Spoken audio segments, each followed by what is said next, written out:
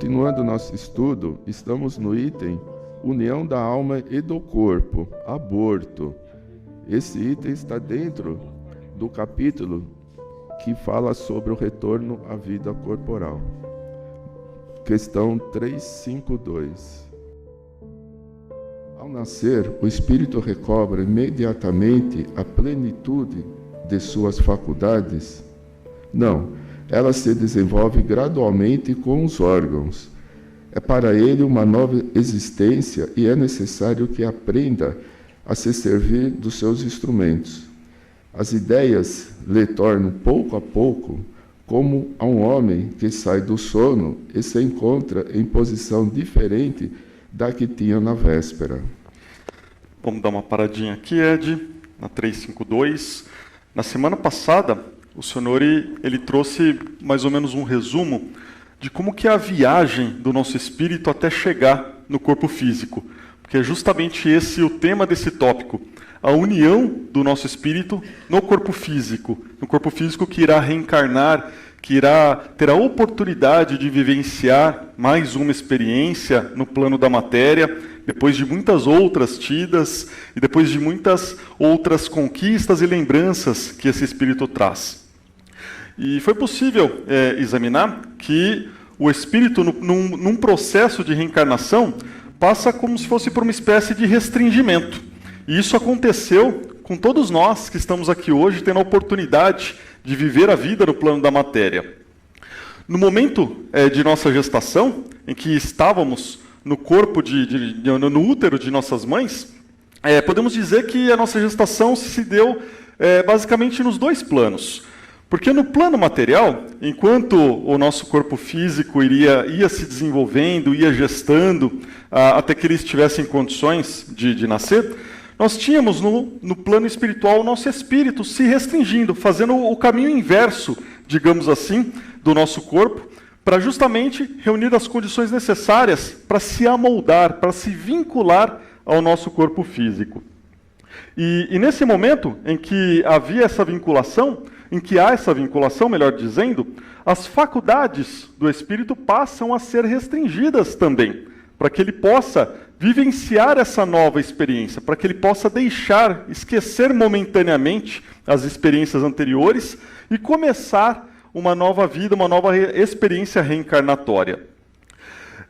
E quando isso ocorre e se dá até o nascimento do bebê, nós vemos ali que essas faculdades espirituais restringidas, elas permanecem depois do nascimento por um tempo, da mesma forma sem se manifestar de maneira plena, como era a vida do espírito no plano espiritual, né? No momento em que ele estava no plano espiritual.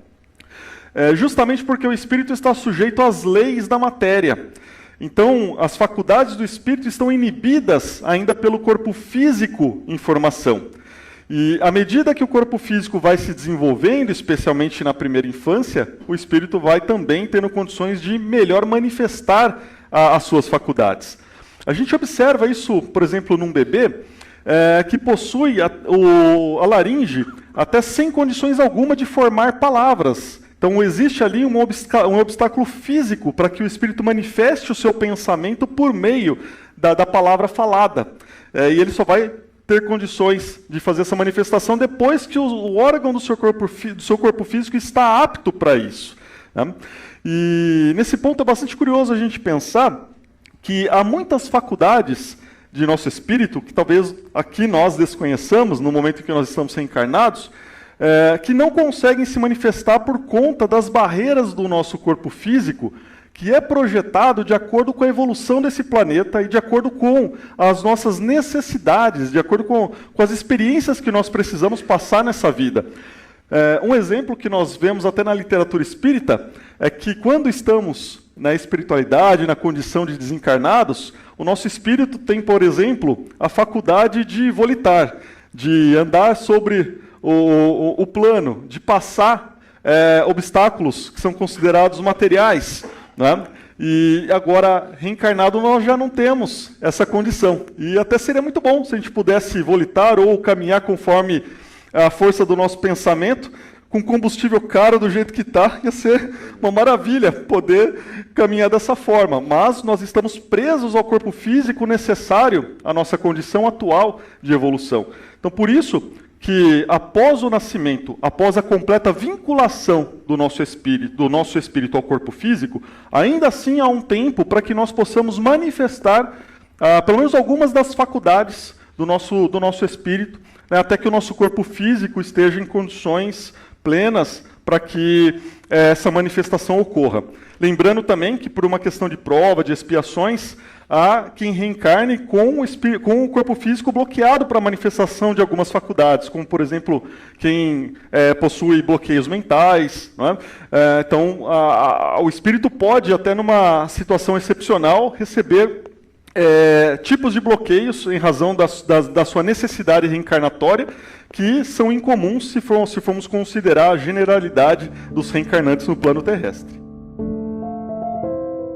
3.5.3 A união do espírito e do corpo, não estando completa e definitivamente consumada, senão depois do nascimento, pode-se considerar o feto como tendo uma alma? O espírito que o deve animar existe, de alguma forma, fora dele. Ele não tem propriamente falando uma alma, pois a encarnação está somente em vias de operar-se, mas está ligada à alma que o deve possuir. Vou fazer um breve comentário a essa questão. Na verdade, o ponto interessante para a gente observar nessa resposta 353 é que desde o início do processo de gestação já existe um espírito vinculado àquele embrião, àquele feto, àquele potencial corpo que irá nascer. Esse é um ponto muito importante, porque o espírito não vai se vincular somente durante o nascimento. Como nós vimos aqui mais ou menos na resposta da 352, esse processo de vinculação ocorre desde o início do processo de gestação.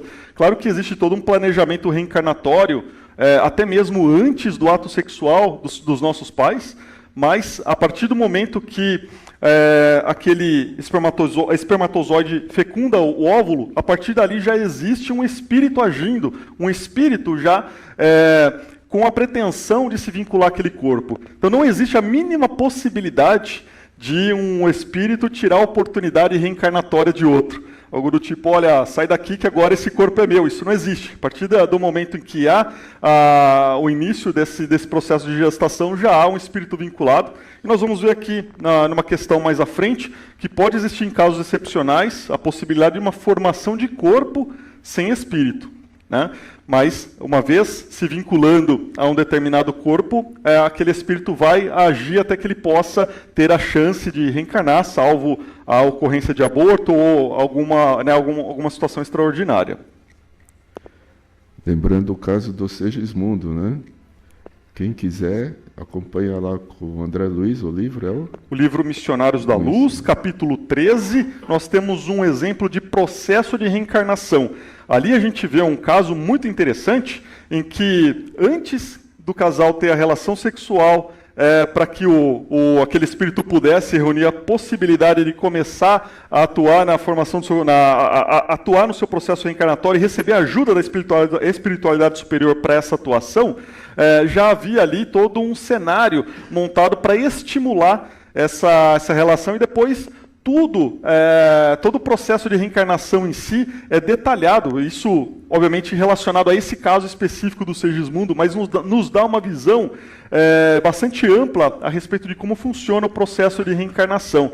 E é muito difícil ler esse capítulo sem se emocionar, porque a gente começa a imaginar como foi o nosso processo de reencarnação, como que nós chegamos até aqui, todo esse processo que envolveu o nosso nascimento, a nossa concepção. Lembrando que cada caso é um caso, não vai ser tudo igual. 3.5.4 Como explicar a vida intrauterina? É aquela da planta que vegeta. A criança vive a vida animal. O homem possui em si a vida animal e a vida vegetal que ele completa no nascimento pela vida espiritual. 3.5.5 Existe, como indica a ciência, crianças que, desde o seio materno, não são viáveis, Com que fim isso ocorre? Isso ocorre com frequência. Deus o permite como prova, seja para os pais, seja para o espírito destinado a reencarnar. Vamos parar um pouquinho aqui, Ed, para comentar essas questões.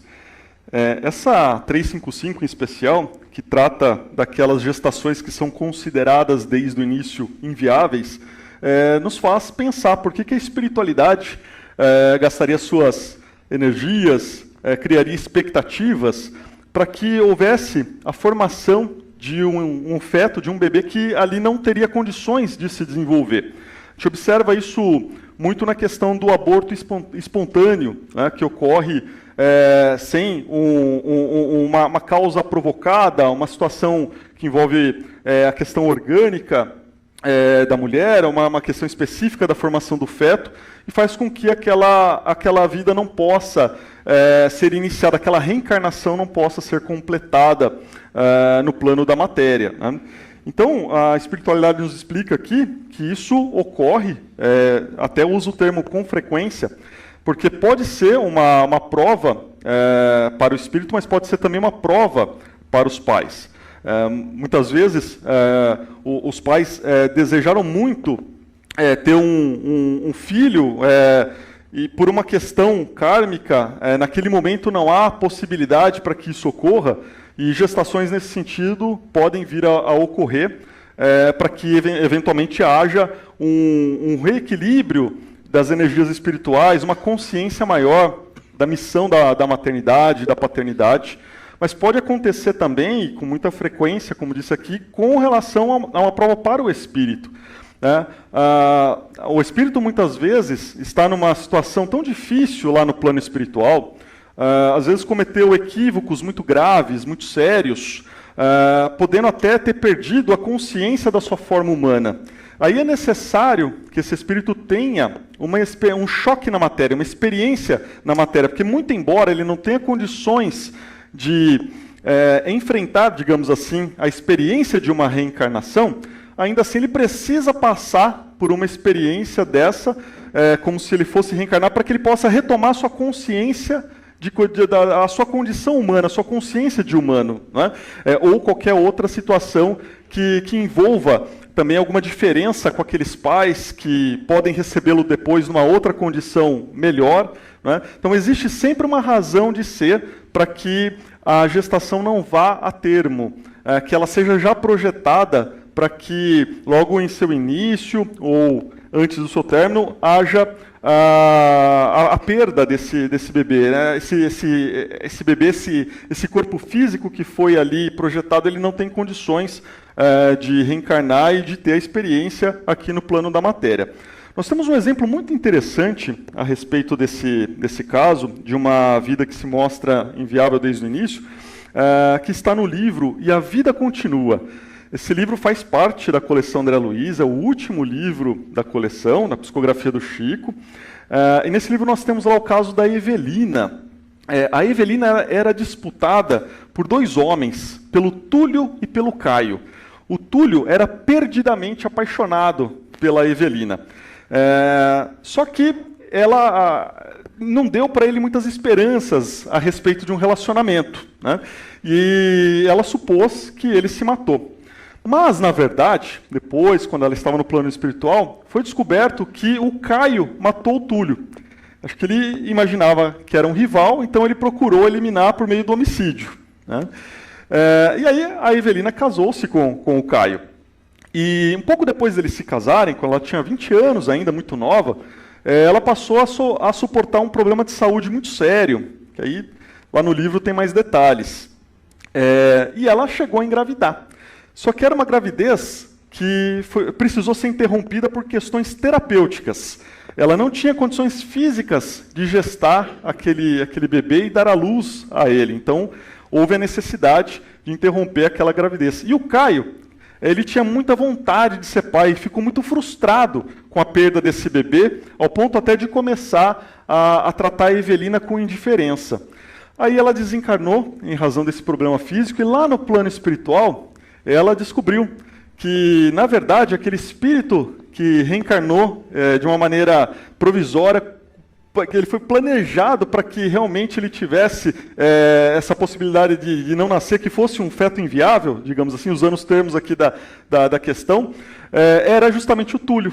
Era esse espírito que precisava ter esse choque, essa experiência, para que ele pudesse se reequilibrar, e ao mesmo tempo foi uma prova para o Caio, que queria ser muito pai, e nesse caso ele teve a sua pretensão frustrada. E no plano espiritual o Túlio descobriu que, na verdade, a Evelina descobriu que, na verdade, o Túlio não se matou, ele realmente foi vítima do homicídio. E aí é uma trama tão interessante que vale a pena ler o livro e descobrir por que aconteceu tudo isso com a Evelina, com o Caio, com o Túlio, e o que acontece depois também com outros personagens. É bem bacana esse livro.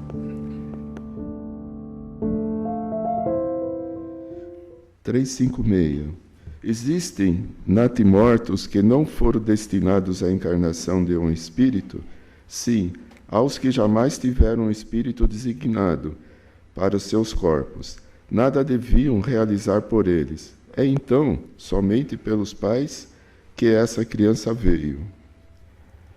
Um ser dessa natureza pode chegar a termo? Sim, algumas vezes, mas não vive. Toda criança que sobrevive ao nascimento necessariamente tem um espírito nela encarnado? Que seria sem ele? Não seria um ser humano. Bom, para aqui, Ed, comentar essa questão, esses desdobramentos, aqui a questão traz uma outra forma da gente analisar esse tema aqui da união do espírito com o corpo.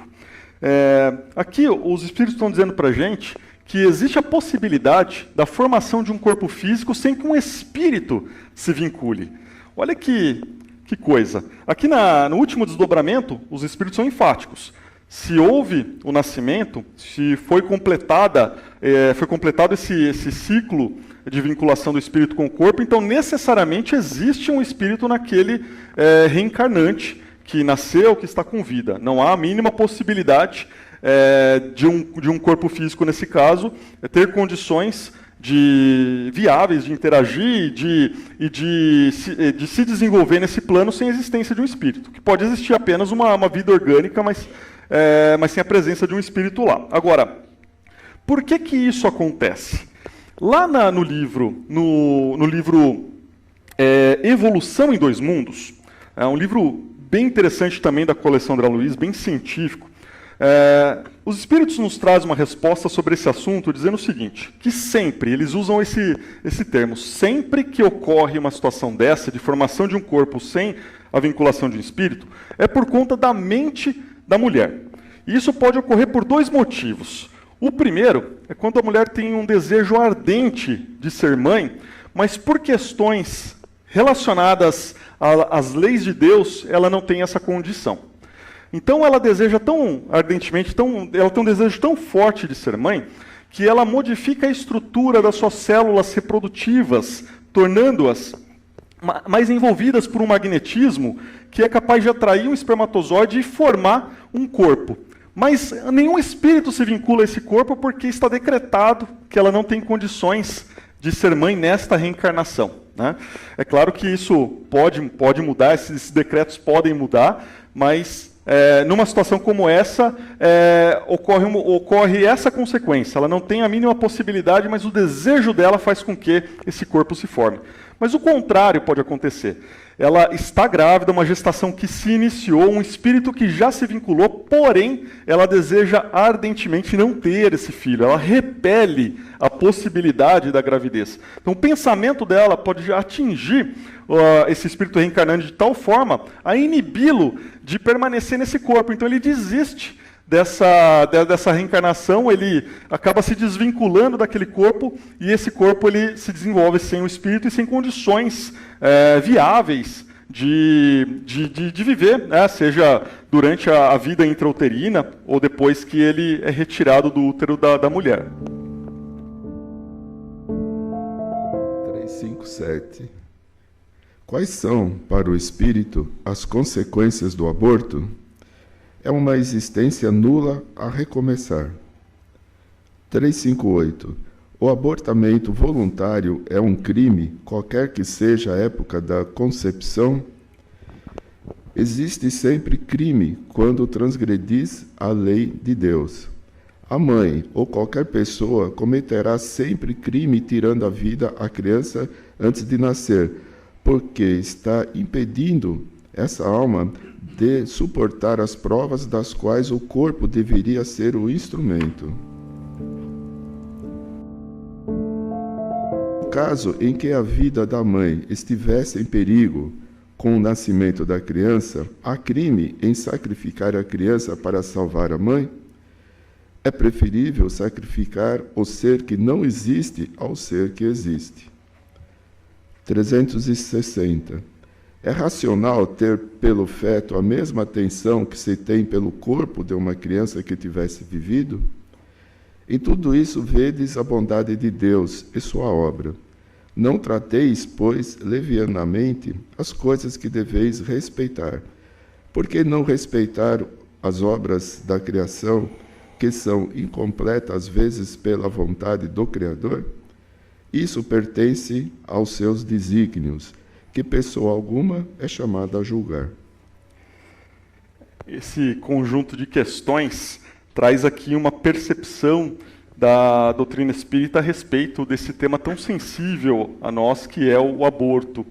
É um tema em que hoje nós temos ainda a condição de analisá-lo muito mais do ponto de vista material e, infelizmente, acaba sendo interpretado, analisado as suas consequências, muitas vezes sob aspectos relacionados a interesses políticos, religiosos, questões que justamente estão restritas ao nosso campo de percepção. Então a doutrina espírita nos traz aqui, por meio dessas respostas, uma luz para que a gente possa analisar essa questão sob outros prismas, né? Tem uma pergunta aqui do Livro dos Espíritos, na parte que tratamos das leis de Deus, que pergunta qual que é a primeira lei de Deus, a primeira lei natural, na verdade. E os Espíritos respondem que é o direito à vida.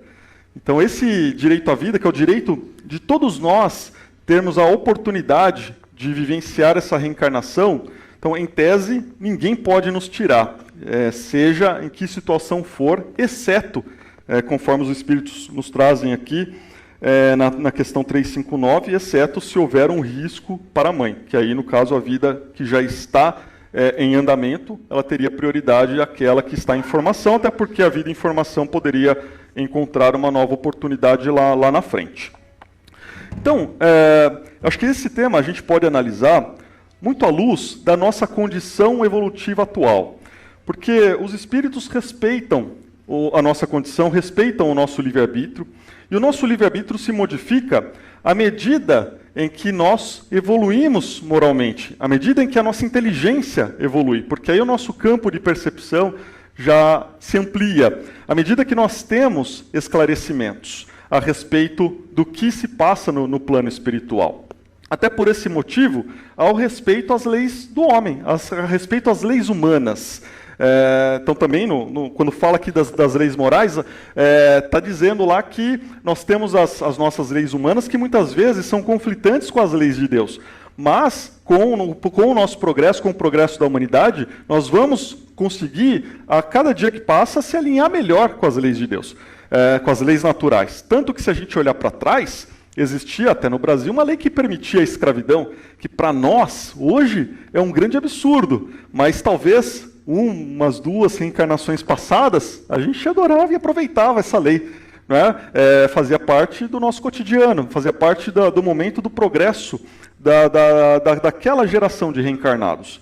Então, no que diz respeito a esse tema, o que é importante que a gente absorva da lição da doutrina espírita, que a vida, de fato, é uma lei inviolável e que, sempre que possível, nós devemos preservá-la, abstendo-se da prática do aborto, abstendo-se do incentivo dessa prática, mas que, se em algum momento da vida a gente tomar essa decisão, é olhar para frente, procurar a ajuda de Deus, o esclarecimento, para que isso não volte a se repetir, porque as condições podem ser muito sérias, muito graves.